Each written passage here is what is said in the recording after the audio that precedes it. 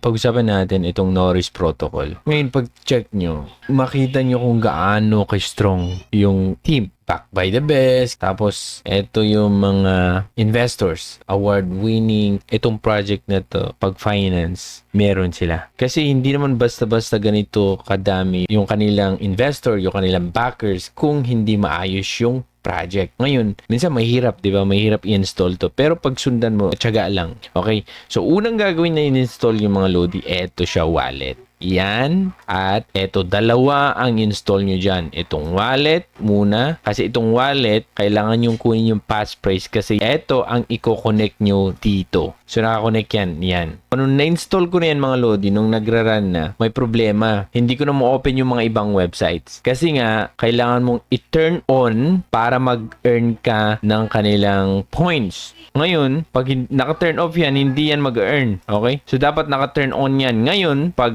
nag-open ka ng website, pag hindi siya nag-work, i-add nyo. Add to whitelist, ganyan. Okay? Para mag-work siya. Ganun lang. Ngayon, nagsisimula pa lang sila. Ang Norris wallet pa lang na-create, 80k lang, 49k security nodes, post-quantum transaction, yan lang. Napakaliit pa lang yan compared dun sa mga ibang project na katulad nito. Ngayon, huwag nyo nang antayin. Tiyagaan nyo na i-mine ito mga Lodi. Kasi nga, may potential na magpapa-airdrop ito ng malaki mga Lodi. So dito, una, mag-create nyo ng wallet nyo. Dito nyo din ilalagay ang referral code. So ito yung wallet na install nyo. Okay, Norris Protocol Wallet. So ito siya. Gumamit ako ng ibang browser para may pakita ko. Add nyo lang siya. Add extension. Antayin natin matapos. Ayan siya. Okay, ngayon gagawin nyo, right click and then pin para magpakita lang. Ayun. Sa inyo, create a new wallet. Ngayon, pag click nyo create a new wallet, accept. Kasi hindi natin gagawin yan kasi meron na tayong wallet. Kukunin nyo dyan yung inyong passphrase or yung secret phrase. Huwag na natin gagawin. Ito lang sa akin, mag-sign in with seed phrase lang ako.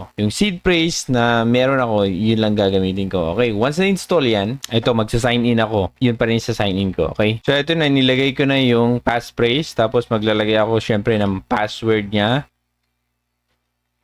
Meron akong passphrase eh. Yung nagawa ko na, yan na siya. Ngayon, i-connect na natin yung testnet natin. Ngayon, i-connect na natin to sa testnet. So, ito na yung testnet. So, ang gagawin nyo, connect yung wallet or pwede nyo i-click ito kung gusto nyo sundan. Okay? So, una, start. Okay, na-install na natin. Okay, na-install na natin yung wallet. Next, start testnet. Ayan siya. Okay? How it works. Log in with your Norris wallet. Yung ka-install lang natin. Ngayon, maki-check niya yan. Norris Chrome extension tayo. Okay? Norris Chrome extension. Search. Eto yun siya. Click mo lang. Click. And then connect. Okay. Next.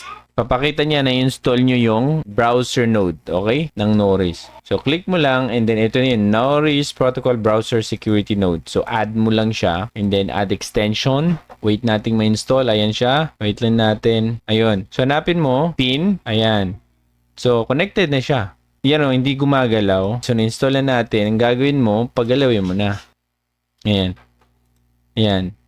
So, mag-start na din siyang gumalaw. Ngayon, kung gusto mong i-visit yung dashboard, testnet dashboard, dito mo makikita yung progress mo. Ayan siya. So, ganun lang kadali mag-install mga Lodi dito. Baka nahihirapan kayo, okay? So, ang gagawin nyo pag sa phone naman, Kiwi browser pwede yun, okay? Para ma-install nyo itong mga extension na to para gagana siya. So, pag nahihirapan kayo mga Lodi kung paano install, comment lang kayo. Pero ang gagawin ko, ilagay ko lahat dyan. Yung mga link na ginamit ko, start tayo dito sa testnet. Tapos kung saan nyo makukuha yung mga extension. Pwede nyo namang i-research pero ilagay ko sa link para ma-check nyo. So, yan ang Norris Protocol mga Lodi. So, grind na natin to.